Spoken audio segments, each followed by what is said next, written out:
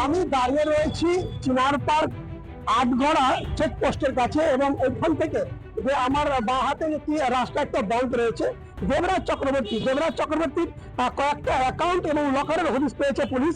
বিগত 3 দিন ধরে আমরা দেখতে পাচ্ছি যে বাগড়ি থানার পুলিশ এই দেবরাজ চক্রবর্তী সংক্রান্ত ইতিমধ্যে 3 দিন ধরে তারা কিন্তু বিভিন্ন ব্যাংকে হানা দিচ্ছেন। গতকাল তারা নাগরবাজারে একটি রাষ্ট্রায়ত্ত ব্যাংকে হানা দিয়েছিলেন, তার আগের দিন বাগড়িতে একটি ব্যাংকে হানা দেওয়া হয়েছিল। আজকে আটঘরা এলাকায় যে রাষ্ট্রায়ত্ত ব্যাংক রয়েছে সেখানে হানা দিয়েছেন। এটা দেবরাজ চক্রবর্তীর যে বাড়ি সেখান থেকে মাত্র 1 কিলোমিটারের মধ্যেই এই ব্যাংকটি রয়েছে।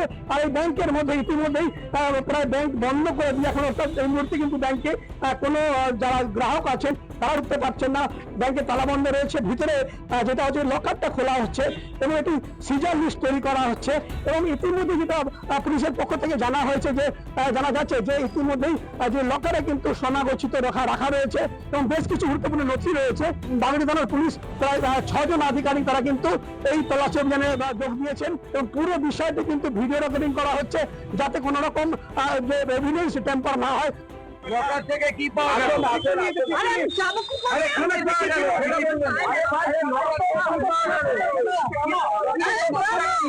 আপনার নামটা কি?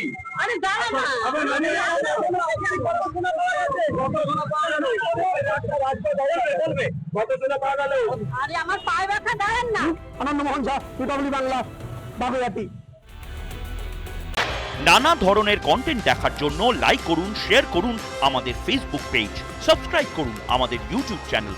পাশাপাশি অন্যান্য ব্রেকিং নিউজের জন্য অবশ্যই চোখ রাখুন রিপাবলিক বাংলায়।